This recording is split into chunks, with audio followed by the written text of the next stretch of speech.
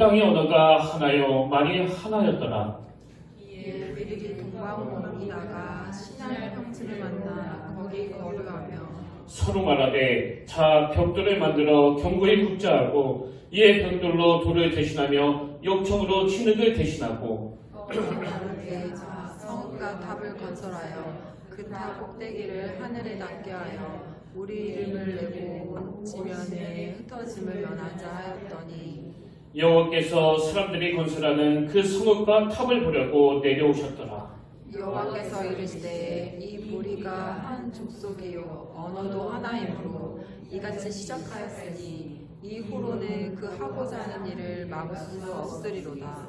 자 우리가 내려가서 거기서 그들의 언어를 혼잡하게 하여 그들이 서로 알아듣지 못하게 하자 하시고 여호와께서 거기서 그들을 온 지면에 흩으셨으므로 그들이 그 도시를 건설하기를 그쳤더라. 우리 다 주겠습니다. 그러므로 그 이름을 바벨이라 하니 이는 여호와께서 거기서 온 땅의 언어를 혼잡하게 하셨음이니라. 여호와께서 거기서 그들을 온 지면에 흩으셨더라. 아멘. 할렐루야. 반갑습니다. 오늘 예배 자리로 나오신 성도님들 주님 이름으로 환영하고 또 축복합니다. 이번 주는 특히 그 추석 연휴가 있는 주간인데요. 매 추석에도 또 설날에도 말씀을 드리지만 우리 하나님이 원하시는 그 부모 공경과 또 어른 섬김의 방식이 있습니다. 그건 부모님이 돌아가시기 전에 내가 효도하는 걸 그 부모님이 느끼실 수 있을 때 그때 부모를 섬기라고 말씀하신 분이 바로 우리 하나님이십니다. 그래서 이번 추석에는 정말 살아계신 부모님을 찾아뵙고 또 마음을 전하는 귀한 시간이 되길 바라고요. 무엇보다도 부모님이 돌아가셔서 또 일 때문에 명절에도 집에 계시는 분들을 위해서 여러분들 위축되지 않도록 함께 기도해 주시고 또 축복해 주시는 그런 시간으로 삼아 주시길 부탁드리겠습니다. 그리고 9월 셋째 주에 있는 그 지방 부흥성회를 위해서도 여러분 함께 기도해 주시길 바랍니다. 또 주부에도 나와 있습니다만 본당 입구에 있는 그 추석 가정예배소를 가져가셔가지고 그 하나님 앞에서 온 가족이 모여서 이 하나님을 예배하고 찬양하는 그런 추석 연휴 기간이 되시기를 진심으로 축복합니다. 자 이제 우리 옆분하고 좀 반갑게 인사를 나누기를 원합니다. 참 잘 오셨습니다. 주님 이름으로 사랑합니다. 주님 이름으로 축복합니다. 네, 주님의 이름으로 환영하고 또 축복합니다. 오늘 본문 말씀은 우리가 잘 아는 구약의 바벨탑 사건을 다루고 있는데요. 이 본문의 배경이 어떻게 되는가 하니까 이제 노아 홍수 이후에 하나님께서 이런 말씀을 주십니다. 본문 8와 창세기 9장 1절과 2절을 보십시오. 하나님이 노아와 그 아들들에게 복을 주시며 그에게 이르시되 생육하고 번성하여 땅에 충만하라. 땅의 모든 짐승과 공중의 모든 새와 땅에 기는 모든 것과 바다의 모든 물고기가 너희를 두려워하며 너희를 무서워하리니 이것들은 너희의 손에 붙였음이니라. 이렇게 하나님께서는 그 노아의 후손들이 이 땅에 편만하게 흩어져서 하나님께서 만드신 그 피조세계를 다스릴 것을 명령하셨는데요. 이 타락한 인간들이 이런 하나님의 명령에 불순종합니다. 그래서 오늘 본문 4절에 보면 그 타락한 인간들이 또 말하되 자 성읍과 탑을 건설하여 그 탑 꼭대기를 하늘에 닿게 하여 우리 이름을 내고 온 지면에 흩어짐을 면하자 하였더니 이렇게 하나님께 불순종하기 위해서 만들기 시작한 게 그게 바로 바벨탑 사건인데요. 저는 이 본문 말씀을 쭉 묵상하다가 이 본문의 전개 방식에서 참 흥미로운 거 한 가지를 발견했는데 그게 뭐냐 하니까 이렇게 말씀에 불순종해서 바벨탑을 쌓으려는 그 인간들의 시도를 오늘 본문의 흐름을 보니까 이 하나님과의 대결 구도로 그렇게 묘사해 가고 있더라는 겁니다. 자 보시겠습니까? 3절 하나님을 향한 그 인간의 불순종을 이렇게 표현합니다. 서로 말하되 자 벽돌을 만들어 견고히 굽자 하고 이에 벽돌로 돌을 대신하며 역청으로 진흙을 대신하고 또 4절도 마찬가지예요. 또 말하되 자 성읍과 탑을 건설하여 그 탑 꼭대기를 하늘에 닿게 하여 우리 이름을 내고 온 지면에 흩어짐을 면하자 하였더니 이렇게 자 이러면서 하나님 말씀에 불순종한 그 인간들의 모습이 묘사하고 있는데요. 여기에 대해서 삼위 하나님이 똑같이 반응하십니다. 7절. 자, 우리가 내려가서 거기서 그들의 언어를 혼잡하게 하여 그들이 서로 알아듣지 못하게 하자 하시고, 그런가 하면 4절을 다시 한번 보십시오. 타락한 인간들이 이렇게 말합니다. 또 말하되 자, 성읍과 탑을 건설하여 그 탑 꼭대기를 하늘에 닿게 하여, 그랬더니 5절에서 여호와께서 사람들이 건설하는 그 성읍과 탑을 보려고 내려오셨더라.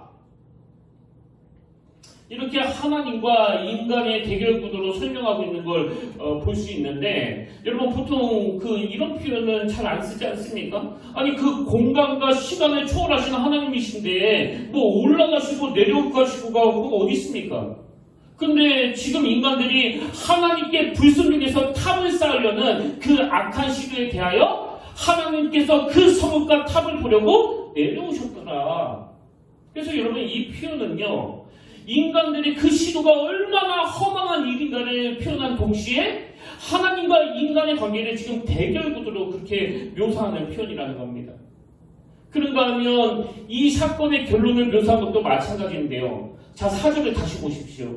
또 말하되 자, 성읍과 탑을 건설하여 그 탑 꼭대기를 하늘에 닿게 하여 우리 이름을 내고, 그 다음에 온 지면에 흩어짐을 면하다 하였더니, 그랬더니 9절에서 결과 그러므로 그 이름을 바벨이라니 이는 여호와께서 거기서 온 땅의 언어를 혼잡하게 하셨음이니라. 그 다음 보세요. 여호와께서 거기서 그들을 온 지면에 흩으셨더라. 이게 지금 하나님과 인간의 관계를 대결 구도로 묘사하는 거 아닙니까?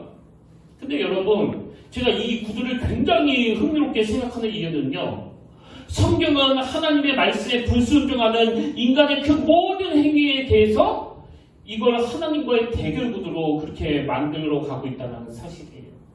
그리고 이 하나님과의 대결 구도는 그 창세기 2장에서도 발견이 되는데, 하나님이 천지를 창조하시고 나서 아담과 하와에게 이렇게 말씀하십니다. 자, 창세기 2장 16절 17절. 여호와 하나님이 그 사람에게 명하여 이르시되 동산 각종 나무의 열매는 내가 임의로 먹되 선악을 알게 하는 나무의 열매는 먹지 말라. 그 다음 보세요. 내가 먹는 날에는 없네요. 내가 먹는 날에는 반드시 죽으리라 하시니라. 그랬더니 그 사단이 어떻게 유혹합니까? 창세기 3장 4절.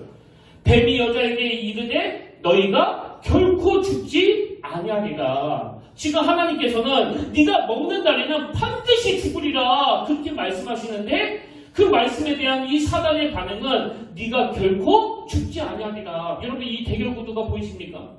그래서 우리가 정말 기억해야 되는 건요, 하나님을 향한 인간의 불순종은 그냥 뭐 이게 하나님께 반응하는 그 정도가 아니라 창조주 하나님과의 관계를 대결 구도로 몰고 가는 그런 행위라는 걸 꼭 아셔야 됩니다. 제가 물철학을 강조하는 이유가 바로 여기에 있는 거 아닙니까? 사실 저도 이걸 터득한 게 얼마 되지 않았는데, 여러분 인생 정말 간단하거든요. 물이 위에서 아래로 흐르듯이 위에 계신 창조주 하나님의 질서를 따라 그분이 말씀하시고 그분이 명하시고 그분이 내려주시는 그 지침대로 거기에 순종해서 살아가는 이 질서 있는 삶, 이게 피조물인 우리 인간이 복잡하지 않게 사는 비결이에요. 사실 저도요, 뭐 짧지만 제 인생을 되돌아보면 너무 다 그 쓸데없는 데다가 그 에너지와 인생을 많이 허비했다는 걸 느낍니다. 근데 제가 이 물철학을 추구하면서부터 인생이 뭐 굉장히 단순해졌다고 그럴까요? 뭐 예전처럼 그 낭비가 별로 없습니다. 물철학이에요. 날마다 주님이 공급해 주시는 그 말씀을 따라 순종하면서 물이 위에서 아래로 흐르듯이. 그래서 저는요, 뭐 하나님 앞에서 왜 그렇게 해야 되는데요? 이거는 하기 싫은데요? 또 내 생각에는 이런 거 없습니다. 별로 토다이지 않아요. 그냥 물이 위에서 아래로 흘러가듯이 물철학대로 하나님의 창조 질서대로 사는 그게 인생을 가장 지혜롭게 사는 방법이에요. 그래서 로마서 5장 1절에도 보면 그러므로 우리가 믿음으로 의롭다 하심을 받았으니 우리 주 예수 그리스도로 말미암아 하나님과 화평을 누리자. 지금 안식이 없는 분, 여러 가지 고민으로 근심하고 있는 분은 이번 추석 기간 동안에 도대체 원인이 뭘까? 잠잠히 자기를 한번 점검해 보세요. 혹시 그 원인이 하나님께 불순종이 있기 때문에 그 하나님과 대결 구도로 갔기 때문에 그런 건 아닙니까? 여러분 주변에 누구하고 조금만 틀어지고 조금만 어긋나고 조금만 불화해도 마음이 막 이렇게 불편한데 하물며 그 창조주 하나님과 불화해서 어떻게 우리 인간이 그 평화와 안식을 누리겠냐고요. 저는 지금 본문에서 그 타락한 인간들이 바벨 탑을 쌓는 그 모든 과정을 이 하나님과의 대결 구도로 묘사하는 이 말씀 속에서 오늘 저와 여러분이 정말 많은 메시지를 얻어야 된다고 생각합니다. 그래서 저는 오늘 본문을 이런 포인트를 가지고 말씀을 전개해 나가려고 하는데요. 먼저 우리가 하나님과 대결 구도로 가지 않기 위해 경계해야 되는 두 가지. 그런가 하면 오늘 본문을 통해 회복해야 되는 한 가지. 이렇게 2+1을 가지고 함께 말씀을 나누기를 원합니다. 자, 먼저 우리가 하나님과 대결 구도로 가지 않기 위해 경계해야 되는 두 가지 중에 그 첫 번째가 뭐냐? 바로 우리 이름을 내고 해요. 우리 이름을 내고. 제가 본문에 있는 표현을 그대로 인용했는데요. 여러분 성경은 그들이 바벨탑을 쌓게 된 원인을 딱 한마디로 이렇게 분석합니다. 4절. 또 말하되 자 성읍과 탑을 건설하여 그 탑 꼭대기를 하늘에 닿게 하여 우리 이름을 내고. 우리 이름을 내고. 뭐 복잡한 거 없습니다. 우리 이름을 내기 위해서 바벨탑을 쌓았다는 거예요. 그 미국의 팀 켈러 목사님이 쓰신 책 중에 그 내가 만든 신 이런 제목의 책이 있는데요. 이 책에서 강조하는 포인트는 딱 하나예요. 오늘날 우리에게 가장 강력한 우상은 바로 극단적으로 자기를 위하는 그 태도이다. 이게 오늘 본문에 나오는 우리 이름을 내고 이 표현과 같은 맥락 아닙니까? 뭐 그 팔공산에 가면 동양 최대의 불상이 있다고 하고 또 그 익산에 가면 동양 최대의 그 석탑이 있다고 하는데요. 여러분 사실 그 동양 최대의 그 불상과 석탑은요 저한테 아무 영향도 못 미쳐요. 저를 두렵게 하지 못합니다. 근데 내가 정말 두려워야 되는 건 너무 작아서 보이지도 않는 이 마음 안에 있는 내가 만든 신이에요. 우리 이름을 내고. 그래서 저는 내가 만든 신이라는 책에 나오는 이 목차가 되게 흥미로웠는데요. 그 목차를 한번 보시겠습니까? 1장 목차가 내가 만든 신 평생 소원. 부연 설명을 이렇게 합니다. 오래 간절히 바랄수록 우상이 되기 쉽다. 이게 저에게 굉장히 큰 메시지가 됐습니다. 내가 오래 바라며 오래 소원하고 있는 것들 중에는 정말 하나님의 뜻과 일치되는 것도 있지만 거기에 내가 만드신 내 이름을 내보라는 이 소원이 저를 목마르게 할 수 있다는 그 얘기거든요. 그 다음에 내가 만드신 두 번째가 뭐냐? 사랑. 그래서 사랑에 속고 속다 환멸에 찬 노예가 되었다.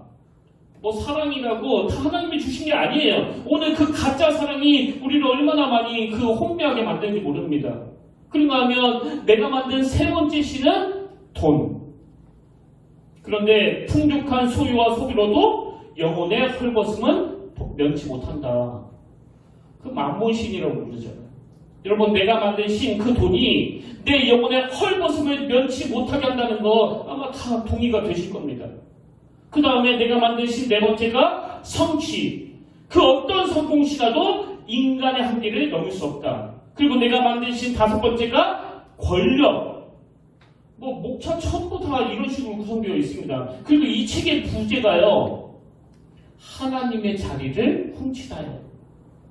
제가 이 목차를 보면서 제 스스로 한번 점검해 보는데 나도 몇 개 해당할 것 같은데 이런 생각이 드니까 막 두려운 거예요. 여러분 내가 만든 신 중에 그 성취, 내가 이루어낸 그 무엇, 그래서 내가 이 교회를 4년 동안 어떻게 유지했는지 알아? 내가 이 교회를 지금까지 오게 했어. 이게 왜 내가 만든 신이 될 수 있습니까? 제가 그런 식으로 의미를 부여하는 순간 이 사역조차도 하나님의 자리를 훔치는 일이 된다는 거 아닙니까? 그런가 하면 여기 나와 있는 권력도 마찬가지 아닙니까? 여러분 오늘날 뉴스를 통해서 그 신문들을 통해서 이 목사라는 직분을 악한 권력으로 사용하는 사람들이 뭐 얼마나 많습니까? 다 보고 계시잖아요.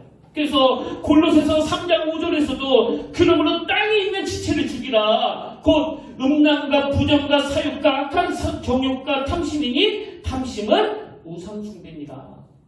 여러분 오늘 우리가 나를 극단적으로 위하는 우리 이름을 내려는 그 태도를 경계하지 않으면요 이게 결국은 내 영혼을 갉아먹는 무서운 흉기가 된다는 사실을 꼭 기억하시길 바랍니다. 나를 지나치게 위하는 거, 이게 바로 우리 이름을 낼 거예요. 이것 때문에 망한 사람이 구약에 여러 등장하는데요. 그 대표적인 인물이 바로 사울 아닙니까? 사무엘상 15장 12절. 사무엘이 사울을 만나려고 아침에 일찍이 일어났더니 어떤 사람이 사무엘에게 말하여 이르되 사울이 갈멜에 이르러 자기를 위하여 기념비를 세우고 자기를 위하여 기념비를 세우고 지금 사울왕은 그 아멜렉과의 전쟁에서 승리한 것을 마치 자기 능력으로 된 것처럼 착각해가지고 자기 이름을 위하여 그 기념비를 세웠다는 거 아닙니까?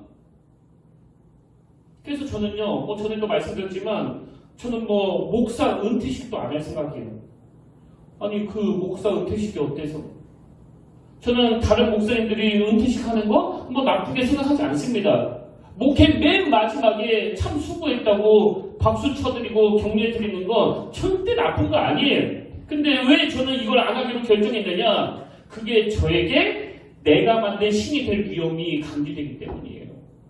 그래서 제가 언제 은퇴할지는 모르지만 또 우리가 지금 이 마가복음을 함께 공부하고 있지만요. 저는 이거 끝까지 내가 완주해야 되겠다는 이런 생각도 없습니다. 그 마가복음 중간에 하나님이 너 그만해라 그렇게 말씀하시면 제 역할이 다 끝나면 저는 그냥 소리 없이 사라지고 싶거든요. 왜? 그게 자기를 위하여 기념비를 세우고에 대한 제가 적용한 말씀이기 때문에 그렇습니다. 이런 점에서 우리는 뭔가 중요한 일을 결정해야 될 때 이 4절 말씀을 꼭 기억하셔야 돼요. 또 말하되 자 성읍과 탑을 건설하여 그 탑 꼭대기를 하늘에 닿게 하여 우리 이름을 내고 온 지면에 흩어짐을 면하자 하였더니 여러분 하나님은요 우리의 행위를 보시는 게 아니라 그 동기를 보시는 분이기 때문에 내가 아무리 이룬 게 많은 목사를 하더라도 내가 아무리 그 교회에서 봉사 많이 하고 또 헌금을 많이 낸다 하더라도 그 모든 신앙생활의 동기가 지금 내 이름을 내고 있다면 그건 하나님께 불순종하는 거예요. 꼭 기억하십시오. 결과는 중요하지 않습니다. 하나님의 관점은 행위가 아니라 네 동기가 무엇이냐. 이런 점에서 저는 우리 성도님들께 너무나 감사한 마음을 가지고 있는데요. 여러분 제가 강요한 적이 없거든요. 다 아시지만 저는 단지 그 말씀을 통해서 여러분 스스로 결단할 수 있도록 권면을 드릴 뿐이지 어떤 강요도 있어서는 안 된다고 생각하는 사람이에요. 근데 이렇게 앞에 나오셔서 일찍이 오셔서 찬양을 부르시는 것도 그렇고 식사 준비하시는 것도 그렇고 이게 제가 강요해서 하신 게 아니고요. 다 자발적인 섬김이에요. 그래서 그렇게 자발적인 순종을 보여주신 여러분들께 제가 너무나 감사한 마음을 가지고 있는데요. 근데 여러분을 향한 제 마음이 이렇다면 이 아름다운 섬김을 받으시는 하나님은 또 얼마나 흡족하시겠습니까? 하나님이 정말 원하시는 건요. 누가 여러분에게 하라고 하니까 어쩔 수 없이 하는 등 떠밀려서 하는 그런 섬김이 아니라 여러분 모두가 다 먼저 하나님 앞에 단독자로서 자유하기를 원하시는 거예요. 그저 물이 위에서 아래로 흐르듯이 주신 소명대로 주님 안에서 자유하는 것. 그리고 주님이 나에게 맡기신 일이 있다 할 때 그 기준은 내 영광을 위하여, 내 이름을 위하여가 아니라 하나님의 영광을 위하여라는 그 동기에서 출발해야 되기 때문에 우리는 항상 무슨 일을 하든지 간에 이게 지금 내 이름을 내고 있는 건 아닌지 이거에 대한 점검이 반드시 필요하다는 겁니다. 이게 바로 우리가 첫 번째로 경계해야 될 우리 이름을 내보고요. 그러다면 두 번째로 우리가 경계해야 될 게 하나 더 있는데요. 그건 바로 악을 도모하는 어리석음. 이걸 경계해야 됩니다. 악을 도모하는 어리석음. 자, 본문 2절과 3절입니다. 이에 그들이 동방으로 옮기다가 시날 평지를 만나 거기 거류하며 서로 말하되 의기투합이 잘 됐습니다. 서로 말하되 자 벽돌을 만들어 견고히 굽자고 이에 벽돌로 돌을 대신하며 역적으로 진흙을 대신하고 얼마나 단합이 잘 되는지 모릅니다. 근데 여러분 여기에 진짜 중요한 포인트가 있는데요. 제가 그 설교 시간에 우리는 하나 돼야 된다고 진보 보수 나누지 말고 우리는 연합해야 된다는 그런 말씀들을 제가 종종 드리지 않습니까? 근데 여러분 이 구호는요. 하나는 맞고 둘은 틀린 구호예요.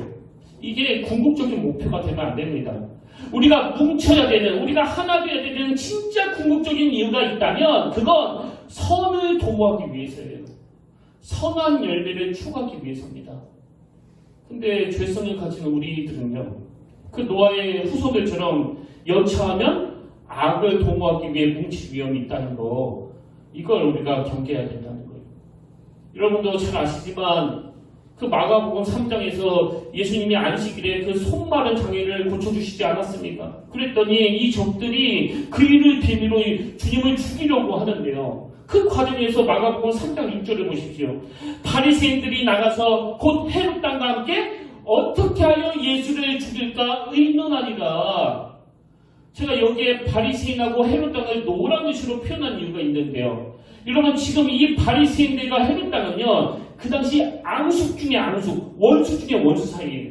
왜냐하니까 그 당시 바리새인들은 이 로마로부터 독립을 바라던 사람들이었고요. 여기에 받아가지고 헤롯 왕은 로마 당국에 충성을 다하던 그런 사람들이었어요. 글쎄요, 그 우리 옛날로 치면 이게 친일파하고 반일파가 절대로 하나 될 수 없는 거랑 같은 이야기 아닙니까?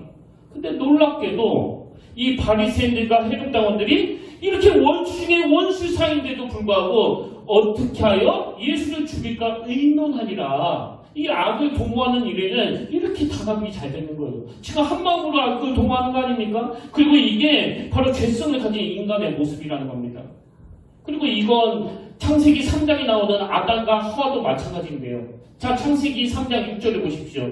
여자가 그 나무를 본즉 먹음직도 하고 보암직도 하고 지혜롭게 할 만큼 탐스럽기도 한 나무인지라. 여자가 그 열매를 따먹고 자기와 함께 있는 남편에게 주매. 여자가 그 열매를 따먹고 자기와 함께 있는 남편에게 주매 그도 먹은지라.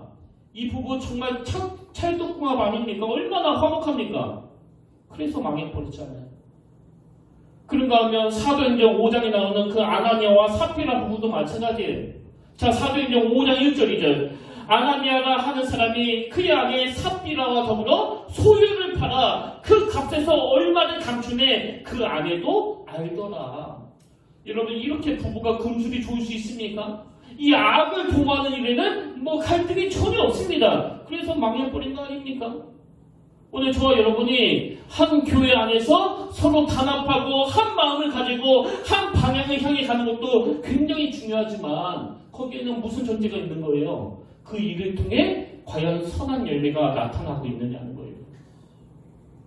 그래서 우리는요, 뭐 하나 되는 것도 중요하지만 늘 이게 무엇을 위한 하나됨인가, 이걸 점검하셔야 되는데, 저는 이 말씀을 묵상하면서 에베소서 4장 1절부터 3절이요. 그러므로 주 안에서 같이 내가 너희를 권하노니 너희가 부르심을 받는 일에 합당하게 행하여 모든 겸손과 온유로 하고 오래 참음으로 사랑 가운데서 서로 용납하고, 그 다음 보세요. 이 모든 일이 어떻게 가능하냐? 평안에 매는 줄로 성령이 하나 되게 하신 것을 힘써 지키라. 여러분, 교회는요 그냥 하나가 되는 게 아니에요. 성령이 하나 되게 하신 그 평안에 매는 줄로 성령이 하나 되게 하심으로 말미암아 그 안에 겸손이 있고 온유가 있고 오래 참음이 있고 사랑 가운데 용납이 있고, 무엇보다도 그리스도의 뜻을 구현하는 이 선한 일을 도모하는 공동체의 특징이 있어야 된다는 겁니다. 저는 우리 평택교회 모든 성도님들이 이번 추석을 맞이해서 그 이루시게 될 이 가정 안에서의 3일간의 아름다운 교제가 이 성령 안에서의 하나됨을 이루는 그런 복된 시간이 되기를 진심으로 축복합니다. 우리가 경계해야 될 이 두 가지 꼭 기억하십시오. 첫 번째 경계 대상은 내가 만드신 자기 이름을 내고, 이걸 항상 경계해야 되고요. 그리고 두 번째 경계 대상은 악을 도모하는 어리석은 태들, 이것을 우리가 경계해야 된다. 그런가 하면 이제 2+1, 우리가 본문을 통해서 꼭 회복해야 될 게 하나 있는데요. 그게 뭐냐니까 하나님의 꿈을 나의 꿈으로 승화시켜야 된다는 겁니다. 그래서 오늘 제목도 하나님의 꿈을 나의 비전이 되고, 이렇게 정했는데요. 여러분, 이게 무슨 말씀이냐 하면 하나님이 왜 이 노아의 후손들을 흩으시기를 원하셨습니까? 그 노아의 후손들이 저지른 그 결정적인 잘못이 뭐예요? 아까 그 노아 홍수 직후에 주셨던 말씀을 세 번역으로 다시 보십시오. 창세기 9장 1절과 2절. 하나님이 노아와 그의 아들들에게 복을 주시며 말씀하셨다. 생육하고 번성하여 땅에 충만하여라. 땅에 사는 모든 짐승과 공중에 나는 모든 새와 땅 위를 기어다니는 모든 것과 바다에 사는 모든 물고기가 너희를 두려워하며 너희를 무서워할 것이다. 그 다음 보세요. 내가 이것들을 다 너희 손에 맡긴다. 내가 이것들을 다 너희 손에 맡긴다. 하나님은 당신이 만든 이 모든 필요세계를 그들 손에 다 맡겨주셨고 또 그들이 이 필요세계를 다스리게 하기 위해서 편만하게 흩어지기를 원하시는데 그 타락한 인간들은 그 하나님의 명령에 불순종해서 오히려 모이기를 힘쓰기 위해 이 바벨 탑을 만든 거 아닙니까? 근데 여러분 지금 이 노아의 홍수 이후에 하나님이 주신 이 말씀은요 사실 하나님이 천지를 창조하신 직후에 아담과 하와에게 주신 말씀과 매우 동일합니다. 자, 창세기 1장 28절을 보시겠습니까? 하나님이 그들에게 복을 주시며 하나님이 그들에게 이르시되 생육하고 번성하여 땅에 충만하라. 땅을 정복하라. 바다의 물고기와 하늘의 새와 땅에 움직이는 모든 생물을 다스리라 하시니라. 이렇게 하나님의 놀라운 꿈과 비전이 아담과 하와를 통해 이루어지기를 원하셨는데 불행하게도 그들은 하나님의 꿈을 저버린 거 아닙니까? 하나님의 꿈은 짓밟아 버렸잖아요. 그래서 그 불순종으로 말미암아 문심판, 그 홍수 심판을 받을 수밖에 없었던 그들이었는데요. 놀랍게도 하나님께서는 그 아담과 하와에게 주셨던 그 말씀을 타락한 그들에게, 지금 바벨탑을 쌓는 그들에게 9장 1절에서 다시 주시는 거예요. 하나님이 노아와 그 아들에게 복을 주시며 그들에게 이르시되 생육하고 번성하여 땅에 충만하라. 어제 제가 이 말씀을 묵상하면서 오후쯤에 얼마나 그 가슴이 벅차 올랐는지 모릅니다. 왜? 기회를 잃어버린 그들이잖아요. 하나님의 꿈을 짓밟아버린 그들이잖아요. 하나님의 말씀에 불순종하고 그 하나님의 권위를, 그 하나님의 자리를 훔치던 그들이잖아요. 그런데 더 이상 기회가 없을 것 같은 그들에게 그 홍수 심판이 끝나자마자 하나님이 이 꿈을 주시는 거예요. 생육하고 번성하여 땅에 충만하라. 내가 이것들을 다 너희 손에 맡긴다. 근데 여러분, 그들은 왜 바벨탑을 쌓은 거예요? 이 위대하신 하나님, 다시 기회를 주시는 하나님, 꿈으로 회복되기를 원하시는 이 하나님의 마음을 몰라도 너무나 모르니까 이따위 짓을 하는 거 아닙니까? 여기서 탑을 쌓고 우리끼리 잘 살아보자. 여러분, 제가 지난주에 그 덕양중학교 교장선생님 이야기를 막 흥분하면서 전한 이유는, 그리고 혼자 그 영상을 보면서 눈물을 지을 수밖에 없었던 이유는요, 제가 목회자로서 오늘 한국교회의 현실을 생각하니까 너무나 부끄러운 거예요. 너무나 슬픈 겁니다. 이번에도 한국교회에 대한 신뢰도를 설문조사했더니 무려 75.8%가 나는 한국교회를 신뢰하지 않는다. 도저히 믿겨지지 않는 결과가 나왔는데요. 근데 여러분, 이게 왜 심각한 일인가 하면은요, 이게 2년 전인 2020년도보다도 12%나 더 떨어진 결과라는 거예요. 여러분, 이게 믿겨지십니까? 10명 중에 7, 8명은 나는 한국교회를 신뢰하지 않는다는 게. 우리가 이 교회 안에만 있다 보니까 이런 사회적인 인식을 잘 못 느끼는데요. 여러분, 이게 현실이에요, 이게. 그렇기 때문에 지금부터라도 우리의 신앙 상태를 꼼꼼히 점검해야 되는 거죠. 아니, 주님의 피로 값주고 산 교회가 어떻게 이렇게 이 사회의 천덕꾸러기가 될 수 있는지. 그런데 여러분, 이렇게 말로 다 할 수 없는 그 비참한 자리에 빠져있던 한국교회를 향해서 하나님께서는 오늘 다시 창세기 9장 1절을 주시면서 우리에게 말씀하시는 거예요. 생육하고 번성하여 땅에 충만하라. 내가 이것들을 다 너희 손에 맡긴다.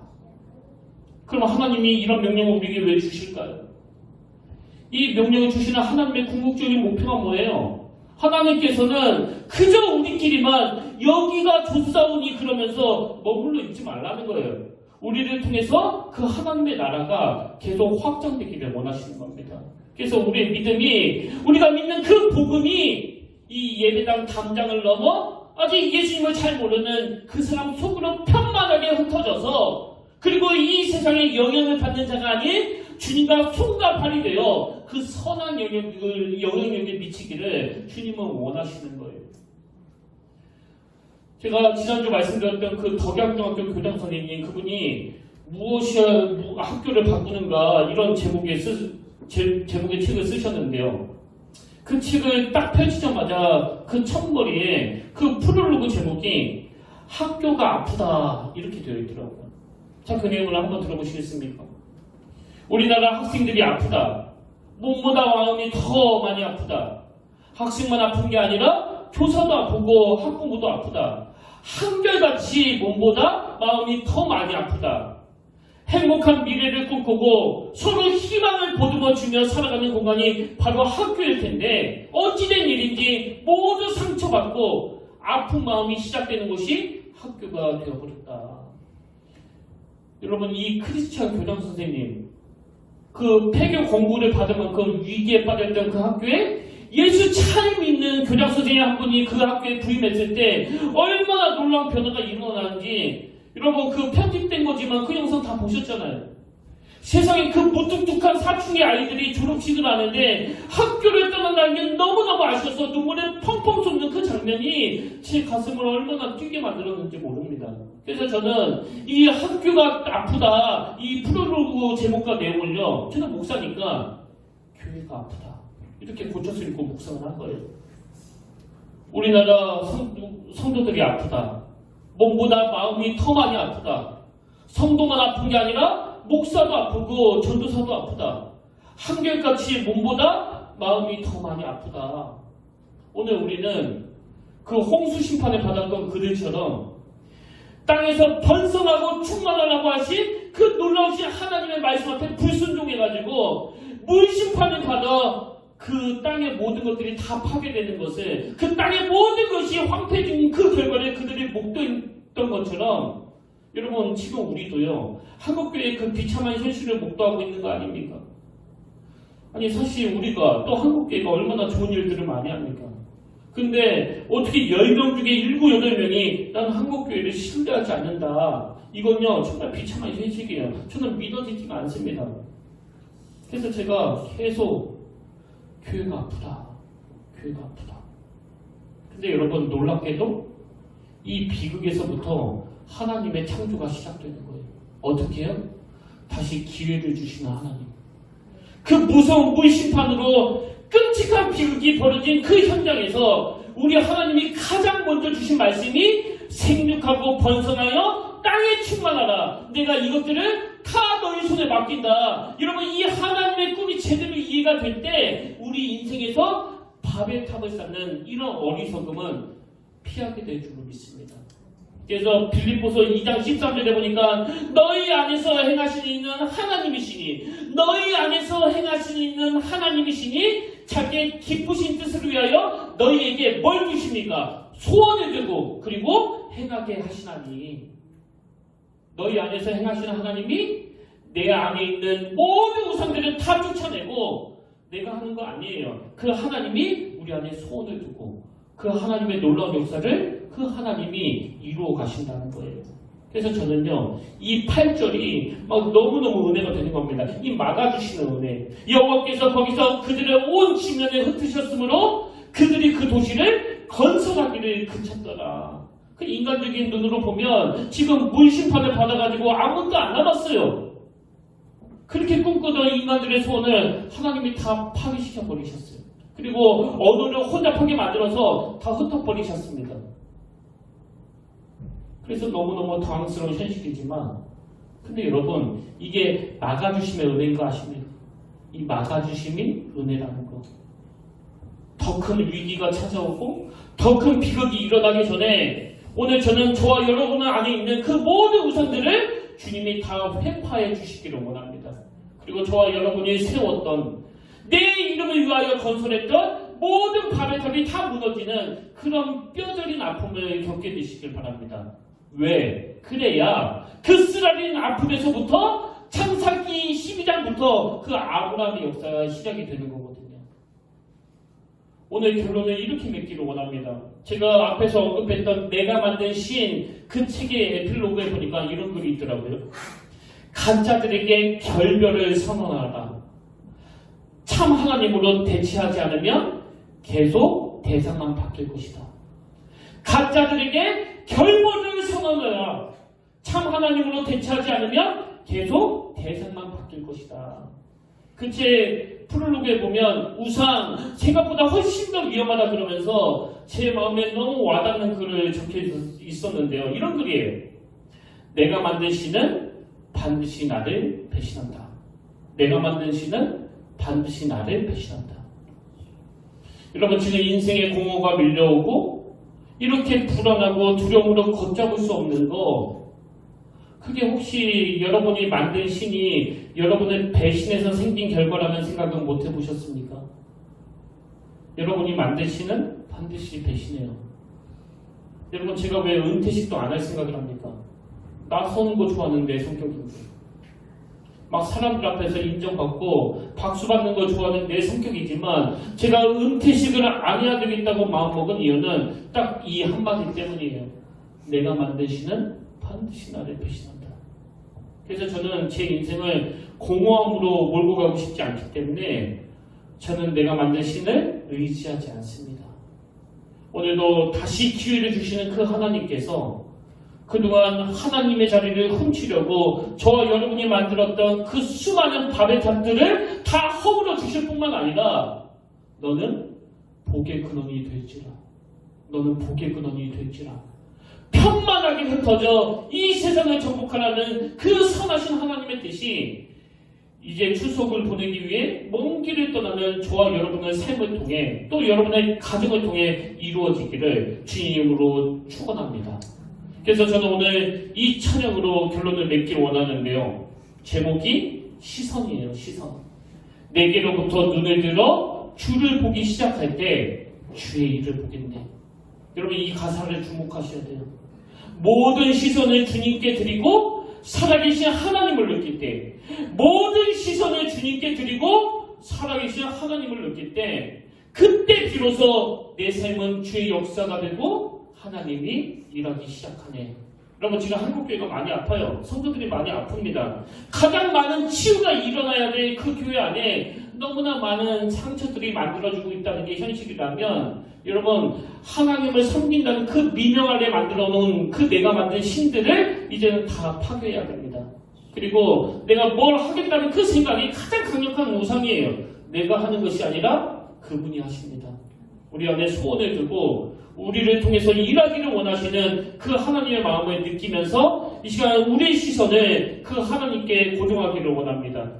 가사를 생각하면서 우리 한번 찬양 드리기 원합니다.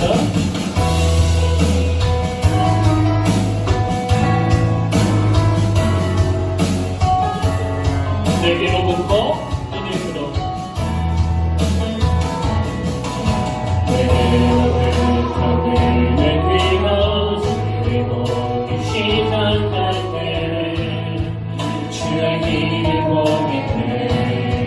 내 작은 마음 돌이키사 하늘에 크게 하게 주님을 볼 때 모든 시선을 주님께 드리고 살아계신 하나님을 느낄 때 내 삶은 주의 역사가 되고 하나님이 일하기 시작 성령이 나를 변화시켜 모든 두려움 사라지게 주의 이름 보내네. 황폐한 땅 한가운데서 주님 날 알게 되니 주님을 볼 때 모든 시선을 주님께 드리고 전능하신 하나님을 느낄 때 세상은 주의 나라가 되고 하나님이 일하기 시작 모든 시선을 주님께 드린 전능하신 하나님을 느낄 때 전능하신 하나님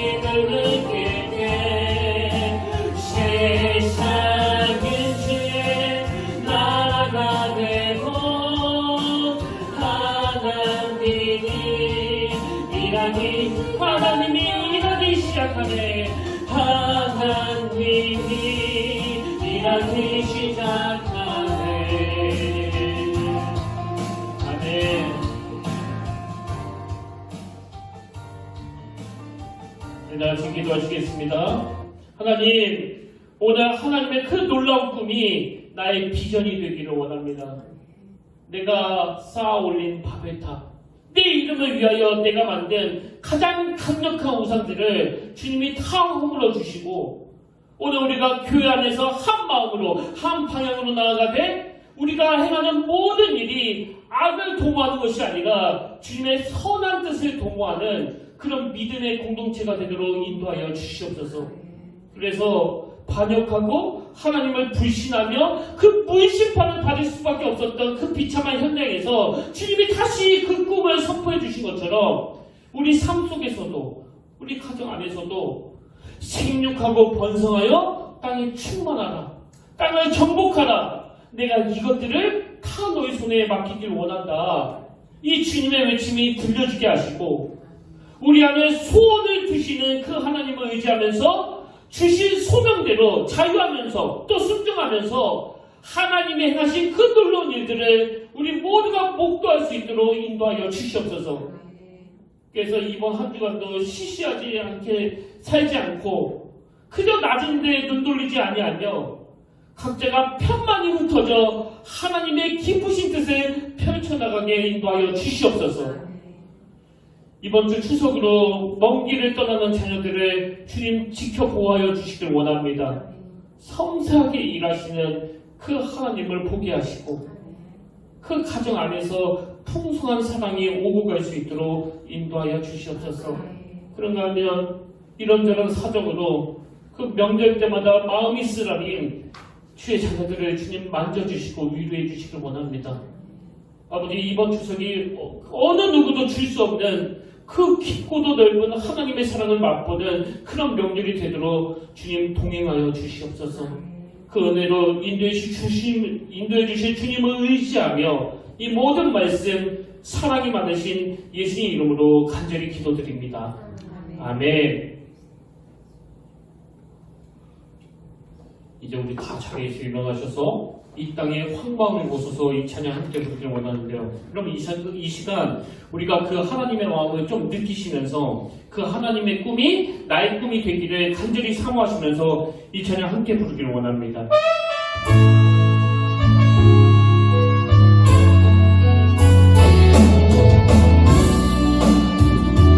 이 땅에 황방을 이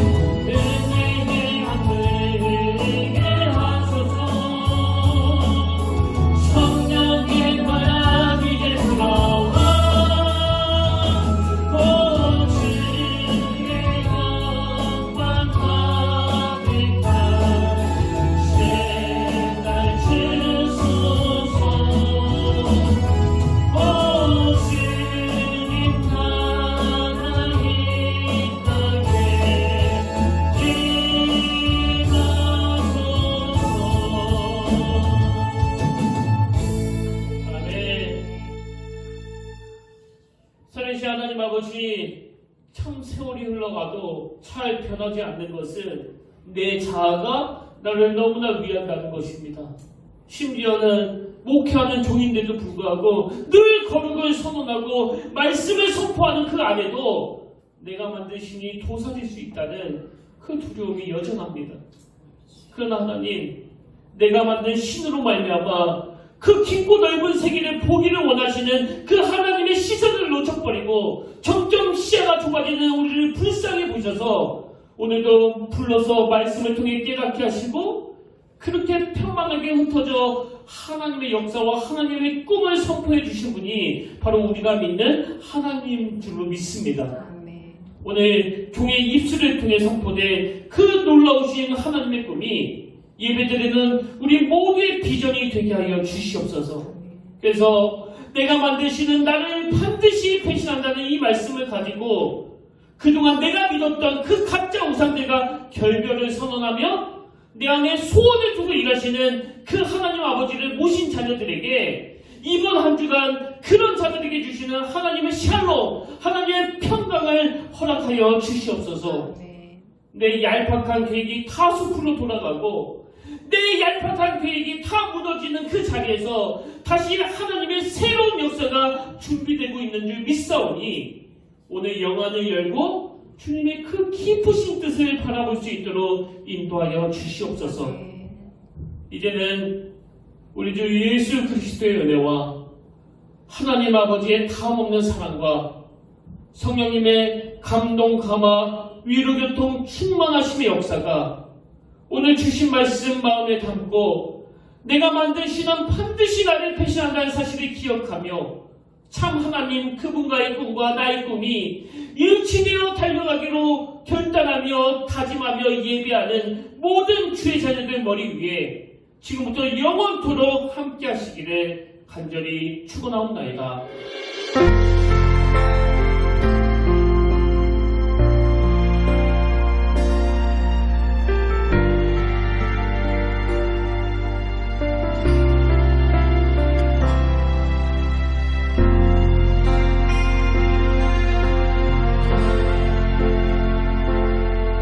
지금 서 있는 이곳에서 높임을 받으소서. 내가 밟는 땅 주님의 땅이니 하늘이 주의 이름 높이 올리며 넓은 바다가 주를 노래해. 모든 만물 주를 경배해.